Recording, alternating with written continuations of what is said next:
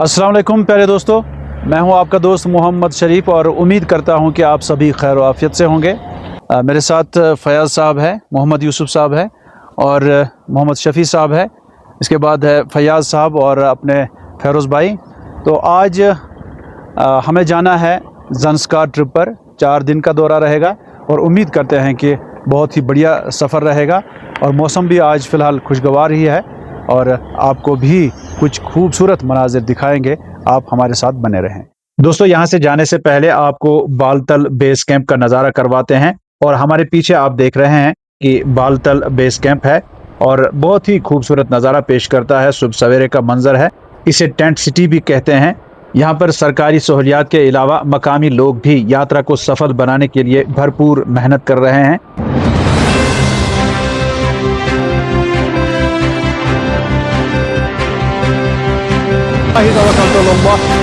दोस्तों, लद्दाख को जोड़ने वाला जोजिला दर्रा सबसे खतरनाक और दुश्वार गुजार माना जाता है और मौसम सरमा में इस शाहरा पर चलना खतरे से खाली नहीं है। लेकिन अब बालतल और मिनेमरग तक एक तारीखी टनल तामीर हो रही है जिसे 12 महीने श्रीनगर लद्दाख शाहरा खुला रहेगा। 11,578 फुट की बुलंदी पर यह टनल तकरीबन 13 किलोमीटर एशिया की सबसे लंबी सिंगल ट्यूब टनल होगी। कुछ फासले के बाद अब हम करगिल पहुंचे हैं और ये देखिए करगिल शहर का खूबसूरत नज़ारा। वाज़ेह रहे कि ये लद्दाख खिते का दूसरा बड़ा शहर है जो कि दरियाई सुरू के किनारे आबाद एक अहम तिजारती मरकज़ है। करगिल से लेह के लिए 2 रास्ते जाते हैं, एक लेह के लिए और एक ज़ंस्कार के लिए। हम राइट टर्न लेते हैं और ज़ंस्कार रूट पर चलते हैं। दोस्तों, करगिल से हमारा सफ़र सोरू वादी के दिलकश मनाजिर से गुजरता है।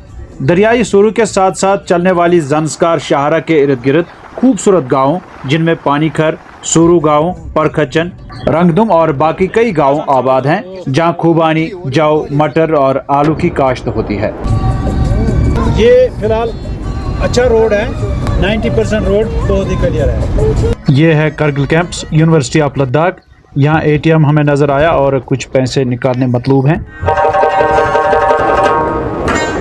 ये है सांकू टाउन जो कि करगिल में अपनी खूबसूरती के लिहाज से बहुत मशहूर है। ये सोरो रिवर है। ये व्यू पॉइंट बनाया गया है यहाँ पे और एंट्री करने के बाद हम इस व्यू पॉइंट पर आ चुके हैं। लेकिन यहाँ का जो इर्द गिर्द का माहौल है वो बहुत ही खूबसूरत है।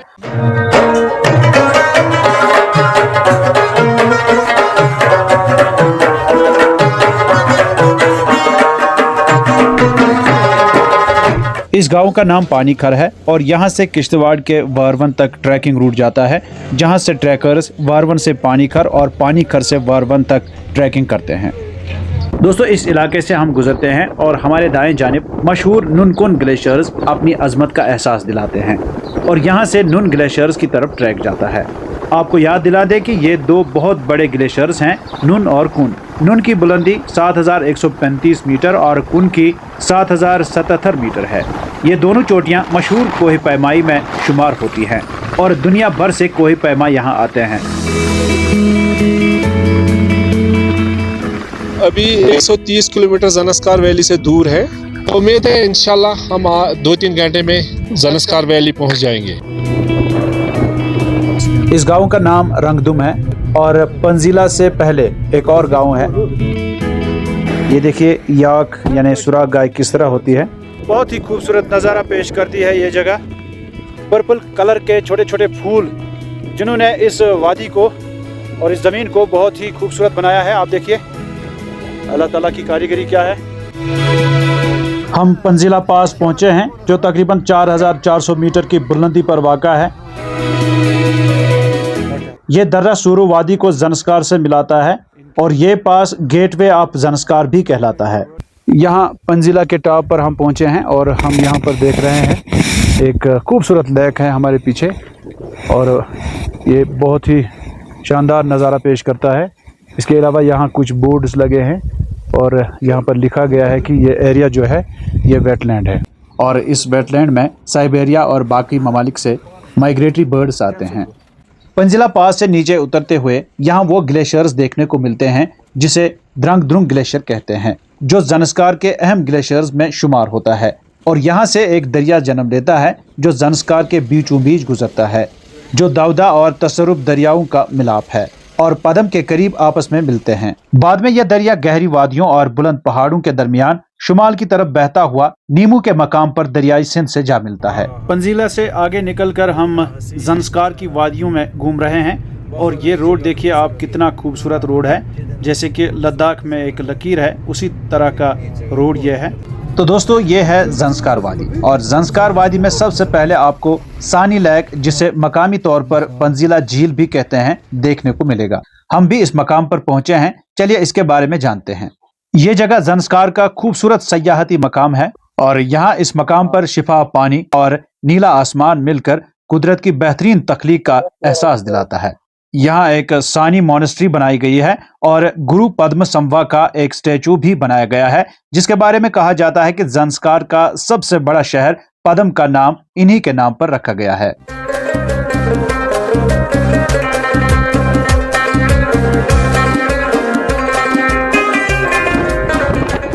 दोस्तों अब हम पद्म पहुंचे हैं और ये इलाका ज़ंस्कार वादी का सबसे बड़ा कस्बा और इंतजामी हेडक्वार्टर है।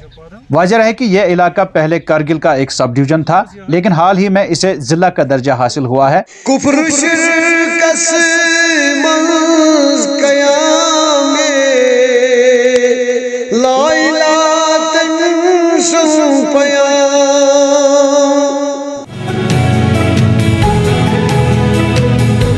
फेरोज साहब सुबह वनस तैयारी करान। इस वाटरफॉल का नाम रखा गया है शीला वाटरफॉल। दोस्तों पद्म से आज हम सुबह 9 बजे निकले हैं और हमने सुना कि यहाँ एक खूबसूरत वाटरफॉल है, बहुत ही खूबसूरती यहाँ पर है और हमारे सभी मेंबरान यहाँ काफ़ी एक्साइटेड हुए हैं।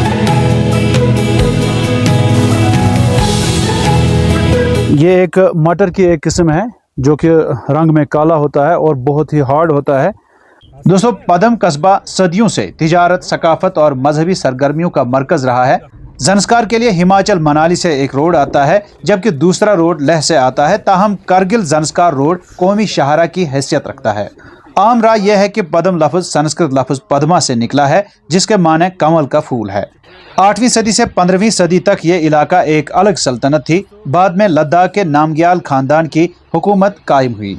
दोस्तों पद्म मजहबी हम आहंगी की एक खूबसूरत मिसाल है। ज़ंस्कार की अक्सरियती आबादी तिब्बती बुद्ध मत से ताल्लुक़ रखती है।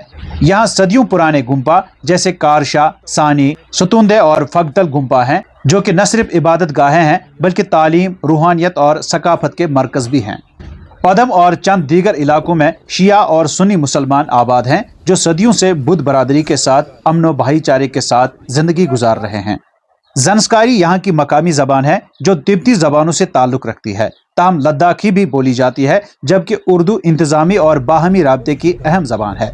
आबादी के लिहाज से यहाँ 80 से 85% बौद्ध हैं, जबकि 15 से 20% मुस्लिम आबादी है। गस्तूर त्यौहार और लोसर त्यौहार यहाँ बहुत मशहूर हैं। लोग खास किस्म के लिबास पहनते हैं जो गोंचा कहलाता है, जो ऊन से बनता है और कमरबंद से जोड़ा जाता है। यहाँ के लोग ज़्यादातर ज़राअत और मवेशी परवरी से वाबस्ता हैं, जबकि सरकारी मुलाजमत भी रोजगार का बुनियादी जरिया है। यहाँ के लोग रिवायती खाने भी पसंद करते हैं। सर्दियों में यहाँ का दर्जा हरारत -25 से 35 डिग्री तक नीचे गिर जाता है। दरियाए ज़ंस्कार की सतह बर्फ की एक मोटी चादर में तब्दील हो जाती है।